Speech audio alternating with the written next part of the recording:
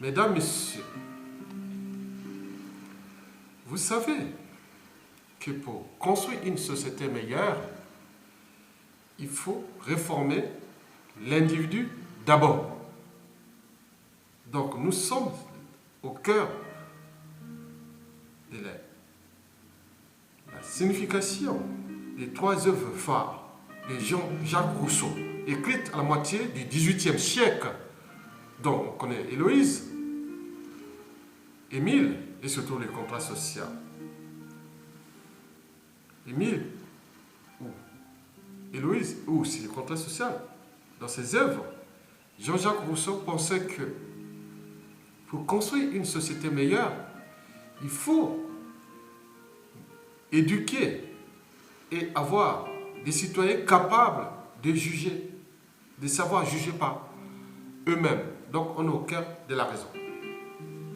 Mesdames, Messieurs, je vais parler des relations sociales à l'ethnopsychiatrie africaine et aux enfants sorciers en Afrique noire. Mesdames, Messieurs, vous savez qu'en Afrique, nous avons des jeunes orphelins, handicapés, prématurés, albinos, mais aussi surdoués, sont accusés de sorcellerie dans le bassin du Congo et aussi partout en Afrique noire. Vous savez qu'il y a une organisation canadienne qui avait dit que le bras d'un albinos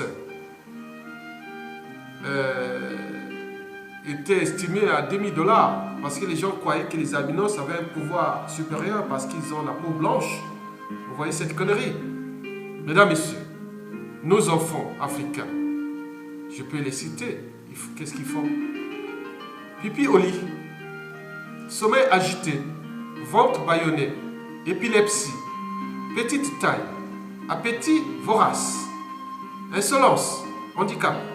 La liste des symptômes et des comportements étranges indique ou indiquant que le mauvais esprit s'est logé dans le corps de l'enfant est longue.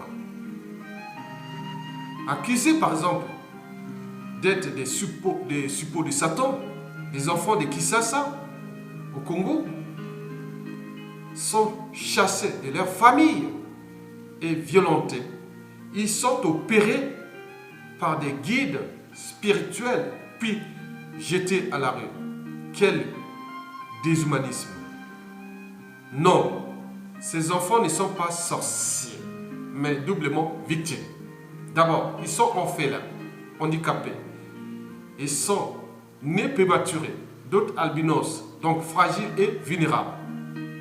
Ces enfants subissent, d'une part, l'ignorance ou les méconnaissances des sciences sociales et de la médecine moderne par leurs sociétés et familles respectives.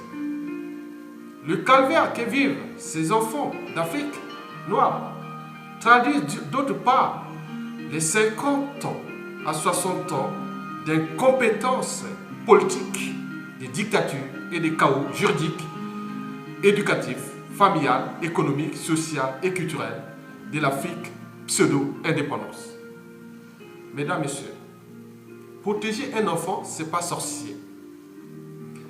L'enfant possède un avenir, mais il possède aussi un passé, fait de quelques éléments marquants, de souvenirs, de médiation profonde et solidaire ou solitaire. Comme nous, il sait et il oublie, respecte et méprise, raisonne bien et se trompe quand il ne sait pas. Sage, il accorde sa confiance ou la refuse. Mesdames, Messieurs, éduquer, respecter l'enfant, c'est d'abord lui donner les moyens de devenir lui-même. C'est l'aider à se libérer et à conquérir cette maîtrise de soi. Seul signe de la liberté, de la société et de la civilisation. Tout adulte ou africain, intellectuel ou non, cadre ou non, mère ou père, oncle ou tante, etc., etc. Doit très vif en lui avoir l'esprit, le respect de la liberté individuelle de l'enfant dans toutes les activités légitimes qui les tenteront et les soucis de rien ajouter aux restrictions traditionnelles, familiales ou voire intellectuelles qui est la bonne ou mauvaise intelligence avec son milieu social contemporain exige déjà de l'individu. Mesdames, Messieurs, du fait même que l'enfant aime l'adulte et se sent respecté de lui, il se plaira à le respecter à son tour, à lui faire plaisir, à l'imiter aussi longtemps que cette attitude s'accordera avec son développement mental, psychique, social et sociétal.